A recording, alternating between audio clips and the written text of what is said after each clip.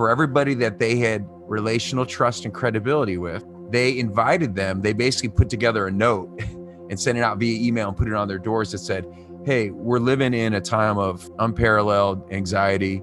If you want to explore with us what Jesus has to say about fear and hope, and we're not going to preach, we're going to actually read his words and discuss them together and see how we might be able to live into that.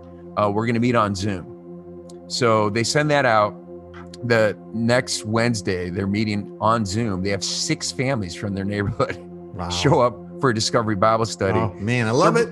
They're blown away. Get this. The next week, he's taking the garbage out, and they know who the person of peace is in their neighborhood. It's a woman who's lived there 30 years. She knows everybody. She's kind of the matriarch in the neighborhood. And she yells over to John, hey, are you doing that Bible thing online? And John's like, yeah, we are. We met last week for the first time. She's like, what? I wasn't there. She's like almost a little offended, you know? Yeah. She said, well, I'm going to be there next Wednesday. She came next Wednesday. She brought 6 more families with her. So they had 13 families. When things started to open up this summer, it emerged into the full microchurch life together.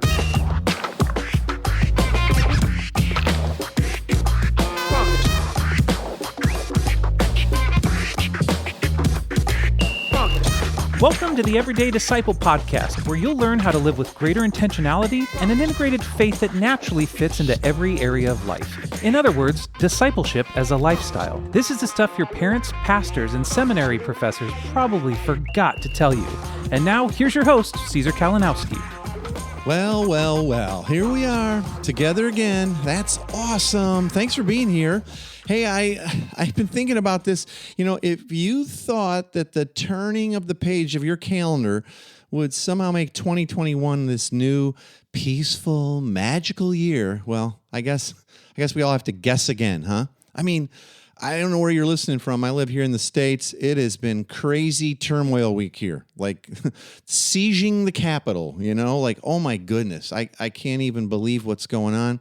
And of course, plenty of blame to go around. And it's just crazy. I guess 2020 was only a precursor to where we're going. So buckle up, buckle up for 2021. Oh my goodness. Well, it's certainly not just political changes ahead for everybody and financial and all that. But obviously, the way the future church gathers and makes disciples, it's going to be different. It just is, right? We don't know how long it's going to take to come out of COVID restrictions and all that. But, you know, let me ask you, how are you leading right now your folks to be and make disciples during these changing times? Are you kind of holding pattern and waiting for the, just to end and we'll keep streaming or what? So let me just say, I want to show you exactly how we do it, how we make disciples in community, have done it and have adapted it for these crazy times and all that. I want to show you all the things you need to be doing as the future church kind of emerges. All right. So what I'm going to do is I'm going to invite you to join me for my upcoming Everyday Disciple Challenge. Maybe you've heard me talk about these before, or maybe you even did one, in the past. If you did, you know how valuable they are and how much we get done in just a few short days. This particular Everyday Disciple Challenge is the Future Church Edition.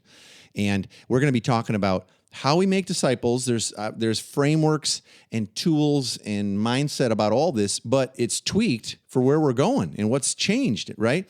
This particular challenge is going to start on January 18th. I want to invite you to do that with me. It's 4 days of training live on Facebook every day for about 40 minutes or so. And it's like a workshopping. You can ask questions and all that. There's worksheets each day. There's a little bit of homework to do, right? It's baby steps, but it'll show you like, oh, I could try this. Yeah, hey, that works. And you know what? My family was into it. Or I was doing this challenge with my, some folks in my church or my small group or my missional community, and they're loving it too, right? I even give out prizes for folks who do their homework, right? So you kind of get entered in, and I give out Amazon gift cards and books and all that. So I really hope you'll join me for this upcoming Everyday Disciple Challenge, Future Church Edition, that starts on January 18th.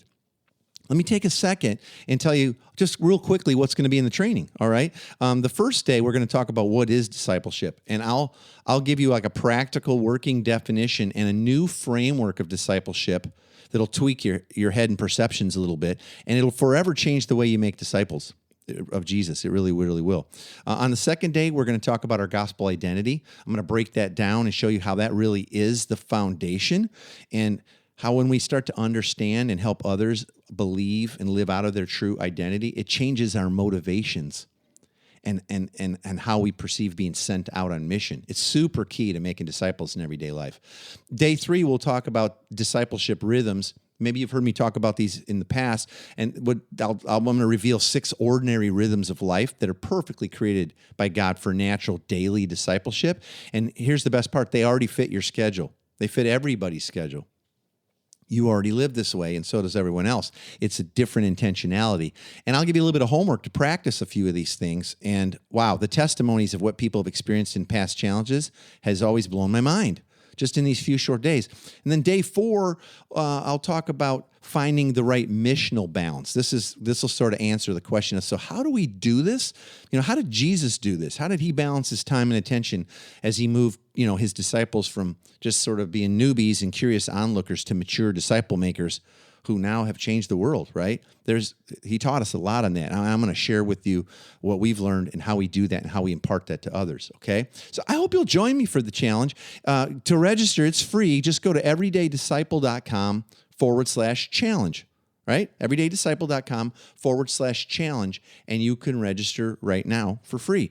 And I want to encourage you, don't do it alone. Invite folks in your church.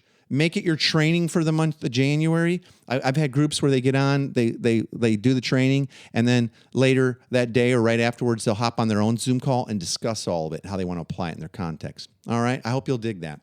All right, my guest today is a longtime friend and ministry dude that I love. And I'm always encouraged to be with, talk to him, learn from, and just have fun hanging out with him. My guest is Rob Wegner.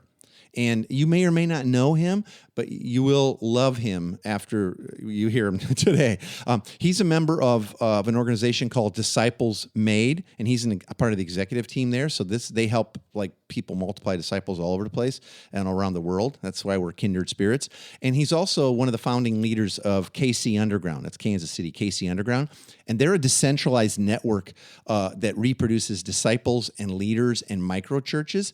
Check this out. Their 40-year vision for Kansas City is 21,000 micro churches connected through training hubs throughout their city. Crazy, right? And I met him when he was the teaching pastor in Indiana at a huge megachurch, Granger Community Church.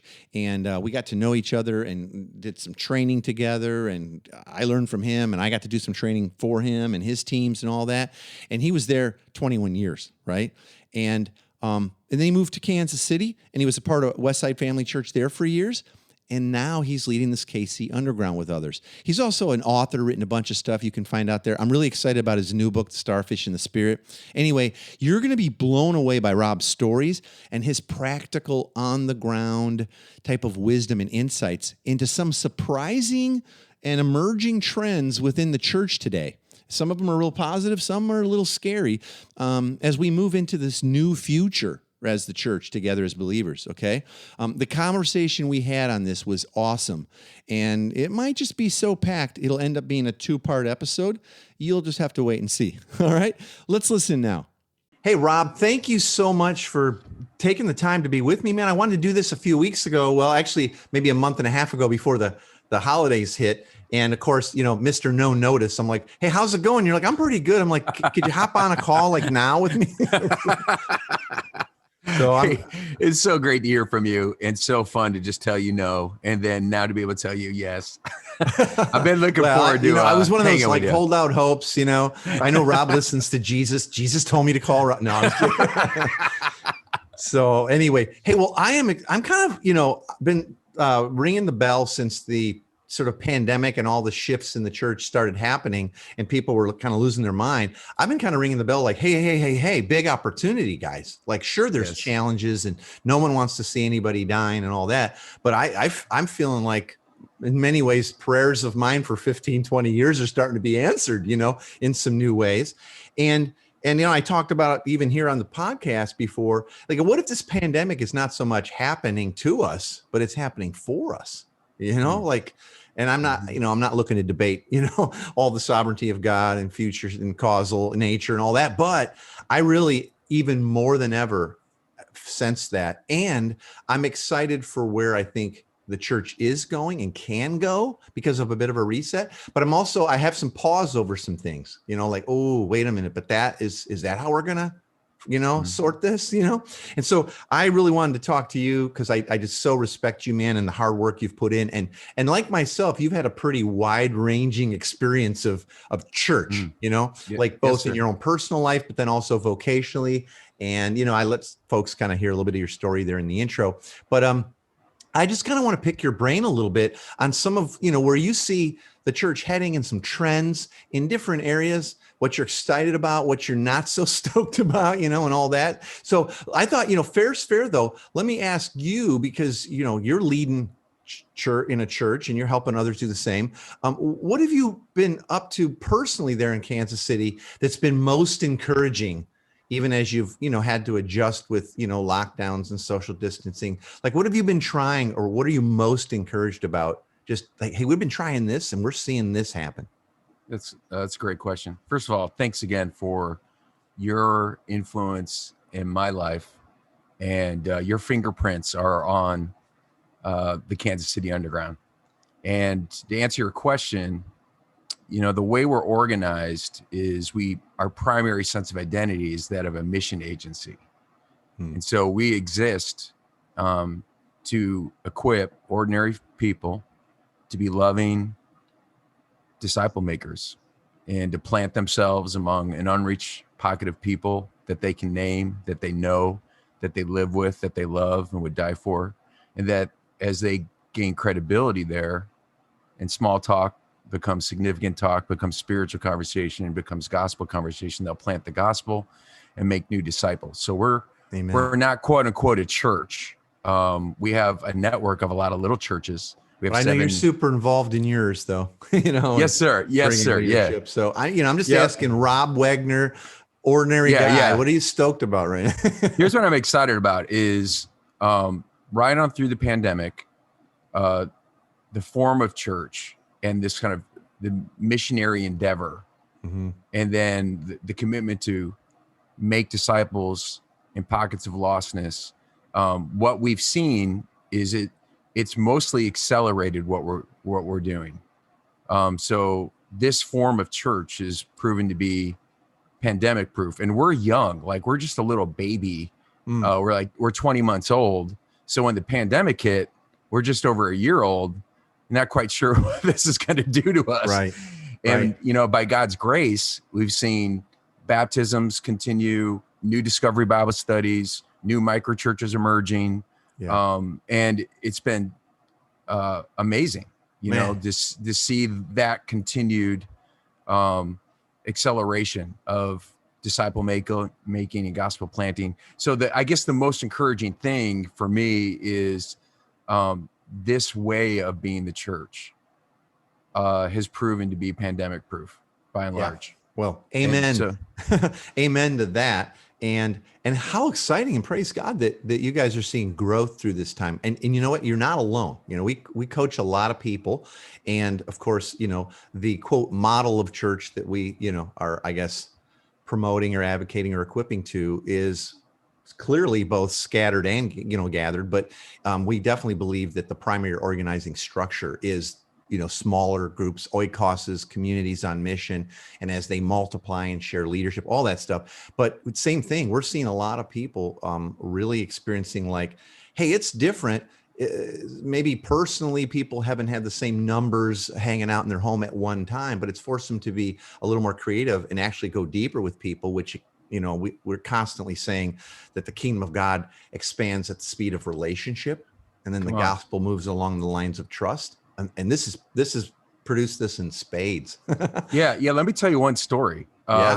So one of the things that we've adopted is something we call the missionary pathway. So all of our training of our missionaries, we walk through 5 phases. And this is based off of the observations of guys like David Watson, of great disciple making movements around the world, that they typically go through the same phases. So, and we've contextualized it and used our language, but basically phase 1 is extraordinary prayer and fasting. No one gets to skip the upper room. No one gets to skip the wilderness. The number one skill of any missionary is listening to the voice of the Spirit and responding, in belief and obedience. And then phase 2 is live as a missionary. And that's where we're teaching people the blessed rhythms: begin in prayer, listen and engage, eat, serve, story. We're teaching about looking for the person of peace and going deep there.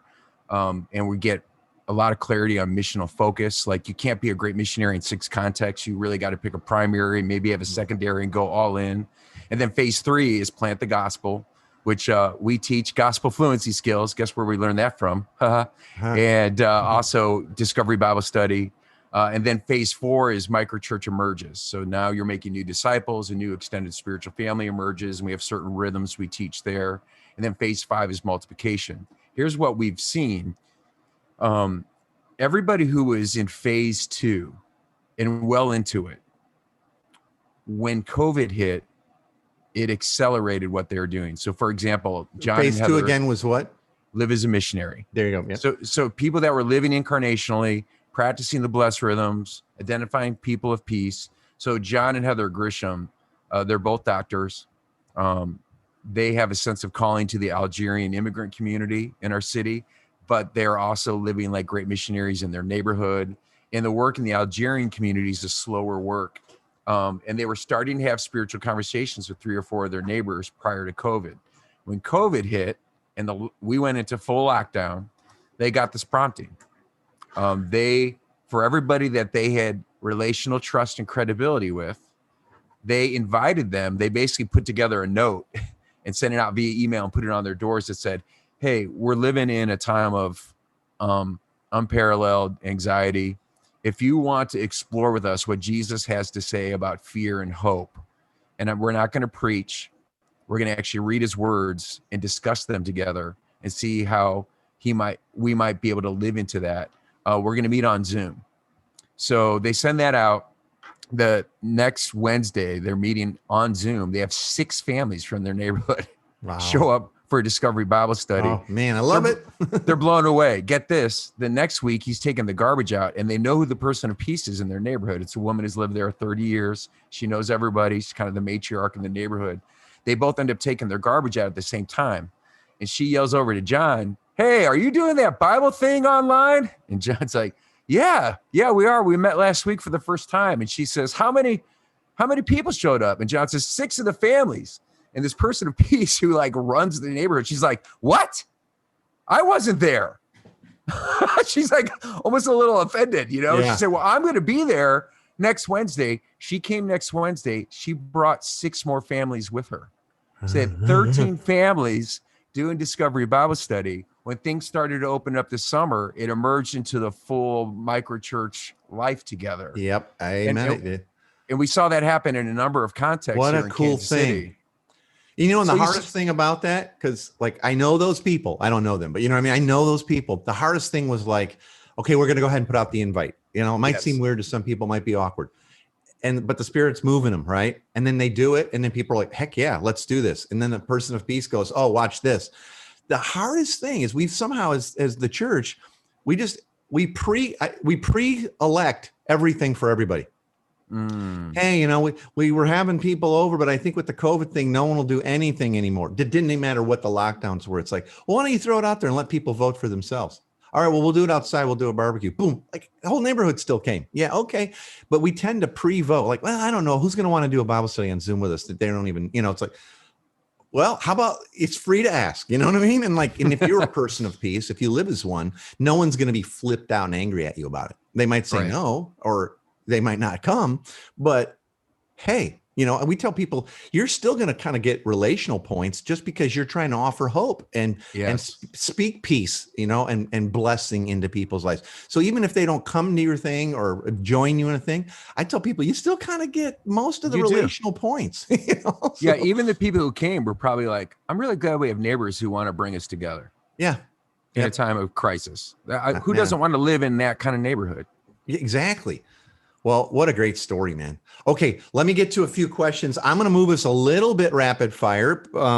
Or if we go, crazy long, then we'll do this 2 parts. Who knows? The listeners will know at the end. All right. As will we. Okay. So Going forward, do you think like digital church and live streaming is kind of here to stay for most church communities, and the use of more asynchronous things and Zoom and just digital tooling? Do you think that's going to be here to stay, even if we look at in our rearview mirror and go, everybody's fine now and we're past it? Yeah, I think there's, and I think Barna's research is bearing this out. I think there's 3 categories of people. So Barna so far has said 30% of the people who are engaged with some level of church activity have not engaged in anything. So they've been living almost a year now without any engagement. So that's pretty sobering news to church leaders. Another 30%, are engaging online. And then the churches that have opened up are experiencing about a 30 or 40% average of what was prior to COVID. And I think trends that were happening before COVID were just accelerated by COVID. Yeah. So the decline of like in-person church attendance as the kind of primary metric, it was already trending down. This just basically put accelerant on it. Yes. And so it's been a moment of reckoning, because it's shown the fragility of making a weekend service the catalytic engine for everything. Right. And how actually weak of a unifier that is. So I do think that means that the sort of phygital, like physical gatherings, digital gatherings. Did you just say phygital? I did. Oh my goodness. Oh my gosh. Okay, write that down. Phygital. I do think that is going to be the way of it moving forward, and I'm all for the church having her voice heard in that digital space and taking advantage of that. My trepidation, which is a great one, is like we're flattening the definition of church even more. Mm-hmm. It's becoming even thinner, more radically reduced. And you and I'm preaching to the choir. Like for us, church is an identity. It's not an activity. Church is an extended spiritual family on mission or on the mission of Jesus. It's not a building. It's not a program. It's not an event. But the danger of the digital expression is, well, now we're shrinking it down to, did someone even click on for 30 seconds? And we count that as quote unquote church engagement. Right. And I think, unfortunately, not for everybody, but for, I'm going to guess a substantial percentage of people who are in that 30% block that are tuning in online, but maybe not coming. Once the top got popped off, that was legitimized. Now they get to go, well, I was checking it out and it turns out that our live stream's a little boring compared to this guy's, or this church is over here, or what the heck? I'm just going to listen to Tim Keller every Sunday now that it's legitimized. You know what I mean? Or whoever, right? And no, I agree. And now it's going to be like, who's got the best product? Right. And listen, in some ways, they might actually be getting more gospel-centered input through the blessing that is sermons. But is that kind of going to only feed our consumeristic hearts? I have the same heart, so I get it. Is that going to feed our consumerists to say, like, you know what? Now that it's legitimate not to go to anything, and the truth be known, even when I went, I didn't talk to anybody, and we didn't really do much midweek for most people, or we just did it for a few months a year, took the summers off. It was kind of about us. We made that about once a month, so it wasn't a huge component. Not like what we're talking about in advocating in community on mission together. Now they just get to go, oh, well, since it's legitimized and I don't have to feel guilty about that, I can go ahead and do whoever I want. And oh, by the way, why does it have to even happen on Sunday morning? Mm-hmm. And I have people telling me like, our new thing is we just listen to your podcast as a family on Sunday and we discuss it. And I'm like, well, okay, cool. But like, unless you're forming community to do life with, like, please don't make that the end goal. You know what I'm saying? Like, I do know what you're saying. Yeah. It's a further, in my view, which I'm not saying I'm right, but to me, it's potentially a further drift from the core mission of disciple making, where it's like, now I don't even have to go to the building to get the Christian TED Talk. I can just listen to it in my car in isolation or with 2-3 people. And the truth be known, ever since this thing called the interwebs started up, you could get like unlimited killer sermons. But I think it's been like, now it's been anointed and legitimized by every church in the country. And of course, some of them are putting on the crazy show, and they get all the gear to feed it. But a lot of them, man, I've scrolled through a few, like Facebook's goes, hey, it's Sunday morning. You want to see some stuff? And you'll scroll through and you're like, ouch, man, like, ouchie. Like, not only is it's not good, it's not helpful. It's not like anything else you'd ever watch and consume, that you care about, but there's no one there. So then my heart's breaking for these people that are up there, yes, pouring their hearts out, man, and they're really, and they're singing through masks, and they're all standing like 18 feet apart on the stage, even though no one's in the building. And I'm like, wow, man, just get tested and then, staying close to each other. I don't know. It's been heartbreaking, It is. And I feel that. I mean, I feel the angst of church leaders who, they love Jesus. They love their people. They feel like they've had a bunch of their tools taken away from them, and they've had to learn this kind of weird, awkward, new environment.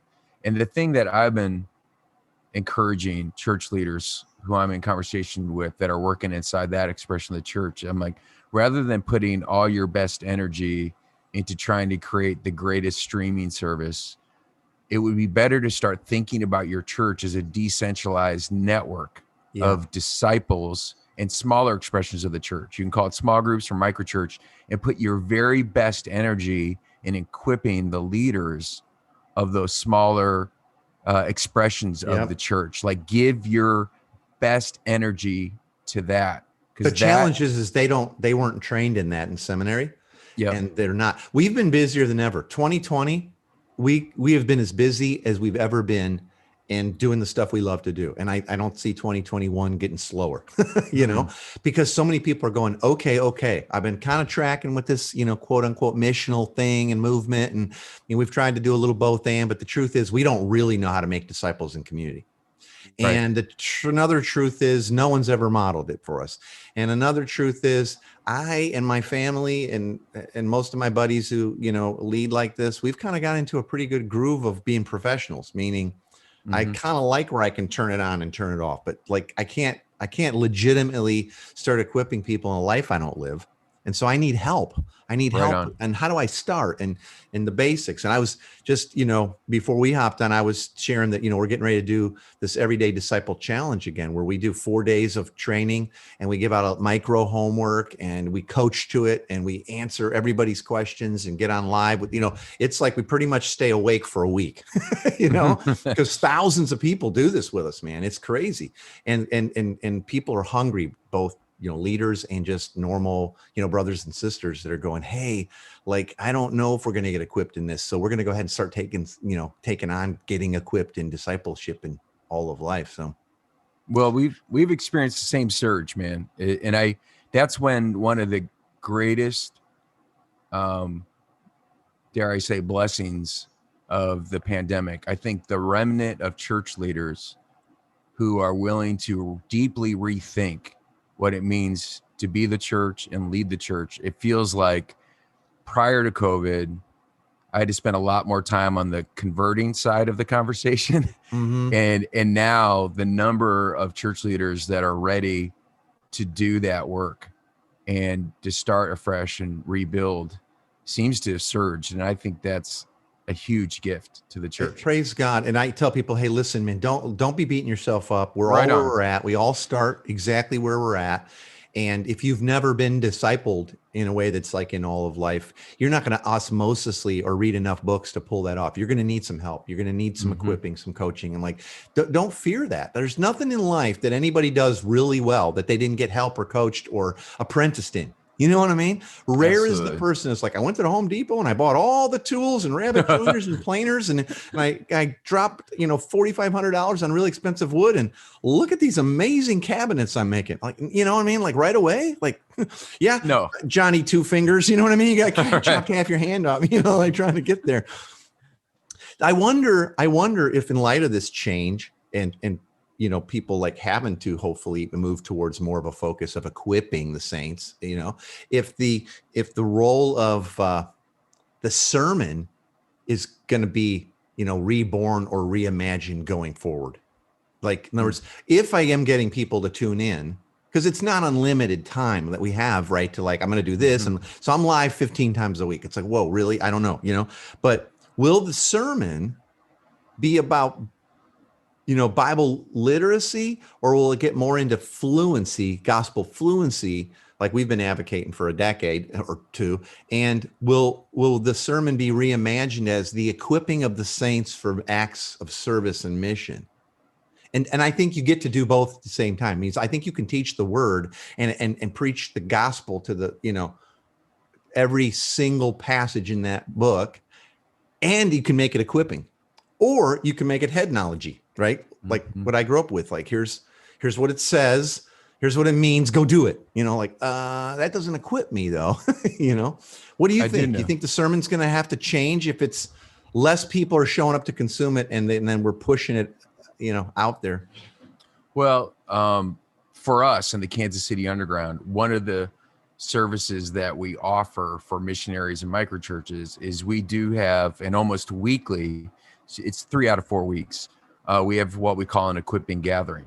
And it's exactly what you're talking about. It's not per se, everybody who's in a microchurch anywhere in Kansas City, come to this building, we're having a quote unquote worship service. It's not that. It's actually targeted for the leaders, for missionaries and microchurch leaders. And it's a time of gospel refreshment and equipping to help them flourish in their souls, but also in the communities that they're leading.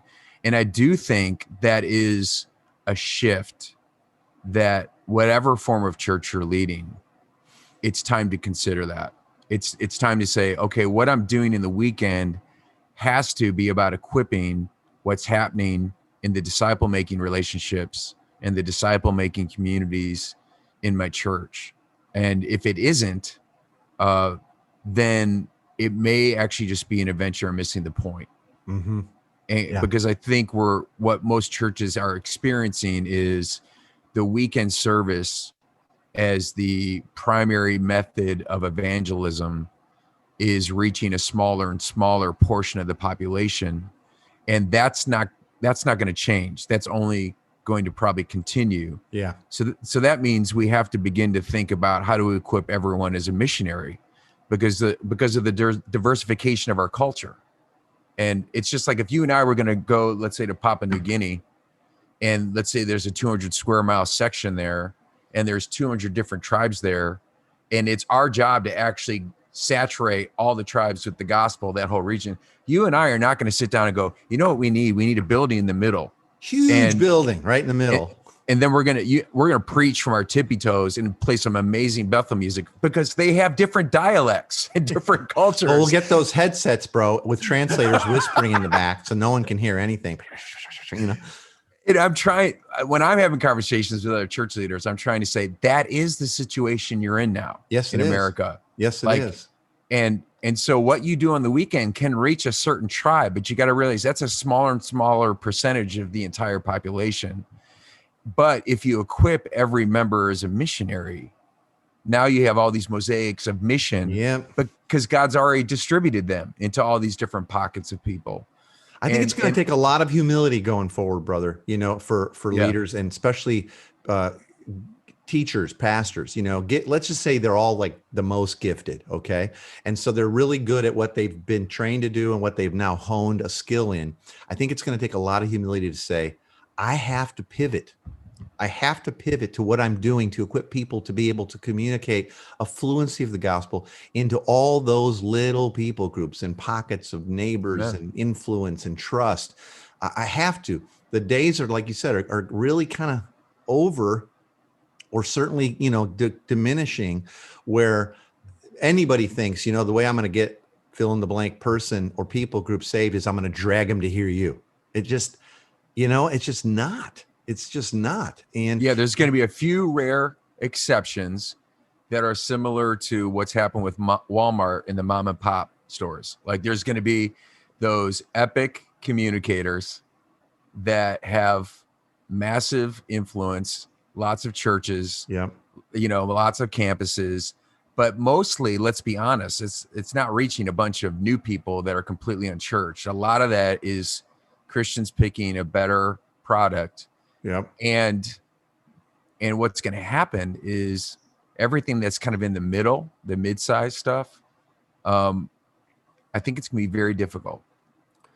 Hey, why don't you and I figure out like what we could do with a couple, maybe 1,000, it'll be way more net, church buildings that are of that mid-size that are just going to become like, we don't use it and can't really, afford the upkeep anymore. What's the model for repurposing those to be a blessing to the city? Not that the church they're part of the city, couldn't still be get blessed by it. But my wife and I drive around looking at just shuttered up church buildings, and we go like, oh, we're entrepreneurs. We've run a lot of businesses. Well, let me tell you about one guy in Kansas City. Like there's got to be a model or a series of models through a lens, right? That we can help people. Like, we're going to repurpose a lot of real estate, guys. Get ready. Well, there's a guy here in South Bend that we've connected with, and he leads, it's called Narthex. It's a for-profit business. And what he does is he goes in and he purchases old church buildings. And then what he's doing is he's repurposing them as like multi-use space. So, and then sometimes the churches will continue to meet there, but he'll lease like, for example, one of the church buildings, they had like an industrial kitchen. Well, now it's a community kitchen, and there's 3 or 4 different small business owners that come in and they use that as their kitchen to create their product, which they sell out of a food truck or whatever. A counseling center is in another part of that building. So he's basically, it's kind of like taking a church building and then repurposing it for, excuse the crass analogy, almost like a strip mall. Yeah. With multiple businesses in it. And then the church can still use the building for their portion of what they need during the week. But their cost now has been dramatically reproduced. And he's been very successful, man. Well, the challenge would be your average person is not equipped to pull that off. Yes. Yeah. For you know what I mean? As it is, we've already done such injustice to lead pastors, because they not only have to be the best communicator, but they have to be a CEO to the stars and the best counselor. And you know what I mean? Like, wait. I don't know anybody who's got all the talents and gifts, man, Exactly. So now you have to be a real estate developer and a broker. And Right. It's like, oh my goodness. I know. Here's a call going out to anybody who feels like, I've been in real estate forever. Just do it in your town.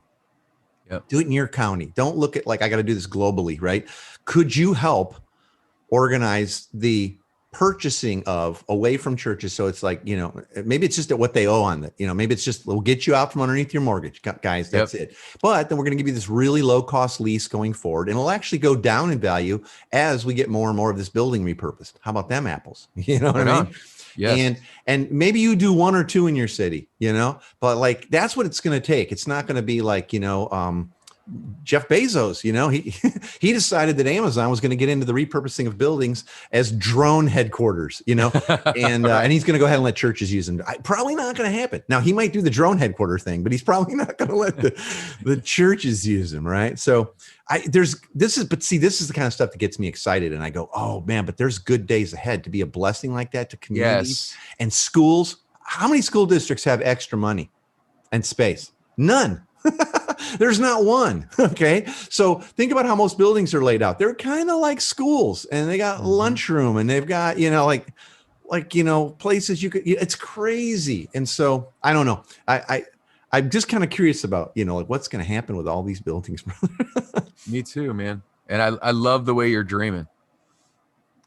Well, we gotta keep dreaming and hopefully spurring other people on to dream big dreams. Right now in our coaching, because it was the end of the year a couple of weeks ago, like in our coaching, we've been asking people like, hey, just curious if you're into goal setting or not. I kind of am. I'm not Mr. Freaky goal setting, but turns out whenever I set goals, I tend to hit them a whole lot more often than when I don't set them. You know what I mean? So but we've been helping with that. And one of the things was I said like, hey, this next year, because everything is changed, like the future church, man, it's now, whatever that means.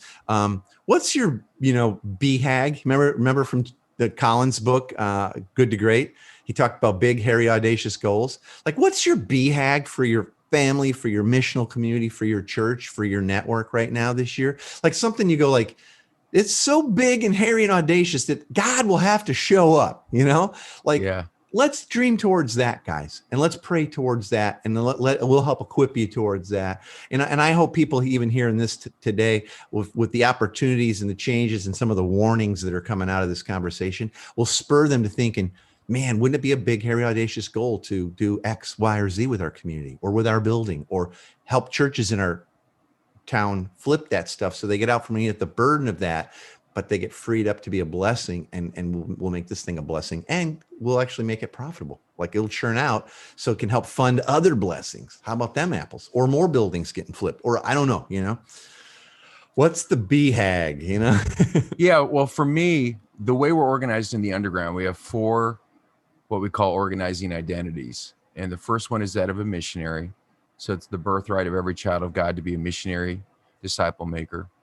When we do that, when we plant ourselves and plant the gospel, what emerges is a microchurch. And so the microchurch is the second identity. That's an extended spiritual family led by ordinary people seeking to live in everyday gospel community, owning the mission of Jesus and their network of relationships. Man, you've been reading my stuff, bro. Like, oh yeah, you know that for sure. You're just way better at organizing than I am. I told you last time we talked, could I come work for you? And then the next one is what we call collectives. So when microchurches begin to multiply in either an affinity group or a geographic area, we get them in a network of 4 to 6 microchurches. And then there's elders that provide oversight and care and leadership. And then hubs. So hubs are like the mission agency. It's not a church plant. We don't offer weekend services. They have 7 different equipping teams that provide the service platform. And a hub does have a shared space. That's like a co-working space for missionaries and microchurches. So our goals for this next year is we want to double the number of missionaries, because we have a missionary commitment, that you sign, which is a BHAG. So like what took us 20 months to get to, we want to see double than the next 12 months.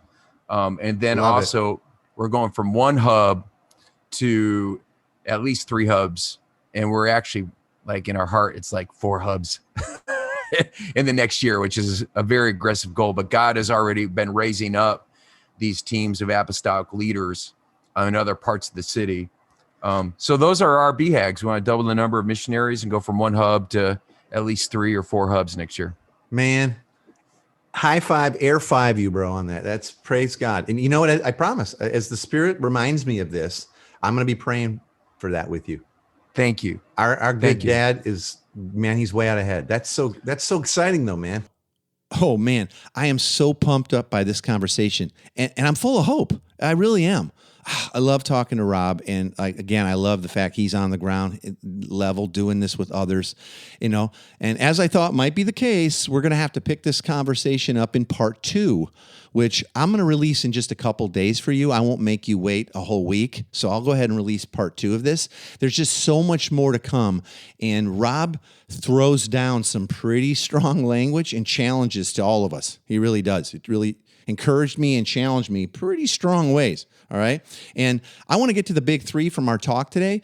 But I also want to say, if you're not living in Kansas City and you're like, oh man, that's the kind of stuff I want and need, and you feel like I want to be equipped to make disciples who make disciples in everyday life, well, I want to help you get started right away, right where you live. Remember earlier I talked about this Everyday Disciple Challenge, Future Church Edition. It's starting up on January 18th. Okay, so please join me for those 4 days of training and workshopping and worksheets and homework and all that. All right, you can go to everydaydisciple.com/challenge to register right now. everydaydisciple.com/challenge. It's all free. Invite your friends, bring your team. You'll be glad you did, and you can discuss it and learn together. All righty. So as always, here's the big 3 takeaways from today's talk, this part 1 of looking at emerging trends. And if nothing else, you don't want to miss these, right? And as always, I'll send you a printable PDF of the big 3 as a free download. All you have to do is go to everydaydisciple.com/big3. And then you can, boom, I'll send it to you. You can download it, and that way you got it for talking points with others or just as a reminder for yourself. Okay, first, remember this. The interruptions or disruptions you've experienced as a church can lead to a very bright future if you embrace it. Much of the decline in church attendance that was already being experienced worldwide has only been accelerated by the pandemic. And so a weight to to return to normal, sort of that type of a posture, is futile. It just is. It's futile because things have changed forever now. Many churches, leaders, and everyday disciple makers are experiencing great relational growth, and they have during these past several months, and it's now bearing fruit out there in the normal rhythms of life. I want you to be encouraged by that. Okay, number 2, God has not been surprised or caught off guard by any of this. His plan, his eternal plan to fill the whole world with his glory stands and will never be thwarted. He's accomplishing that. Our good Father is reminding us in these times that he has always intended for the gospel to inform and transform all of life, not just once or twice each week sitting in a church building or watching a live stream or whatever, right? The gospel is the answer to every question. And growing in your gospel fluency in all of life and then helping others do the same will lead you to greater spiritual freedom, the very thing that Jesus promised us. And number 3, steward this time of change and your people's openness to something new, right? Be a good steward of this time. Spend extra time equipping your people in the only mission that Jesus gave us, making disciples who make more disciples of Jesus. Paint pictures with your life for them. Show them how this is paving the road to a new way of being in the future as this crisis passes. And remember, what if all the changes that this pandemic has brought to the church is not happening to us, but it's happening for us? You know, leaders, you've been placed in your position for such a time as this. Embrace it, okay? Embrace it. And I really do hope you'll join me for the Everyday Disciple Challenge. That's it for today, but please, remember in a couple days, I'm gonna give you part 2 of this conversation with Rob, and we're gonna go deeper into even more emerging, trends and changes that we're seeing for the church as we go into this new future together. And you're gonna love it. And like I said, Rob throws pretty hard, some pretty cool stuff out there and pretty hard challenges. But I hope you'll check out that next episode. I'll talk to you real soon. Thanks for joining us today. For more information on this show and to get loads of free discipleship resources, visit everydaydisciple.com. And remember, you really can live with the spiritual freedom and relational peace that Jesus promised every day.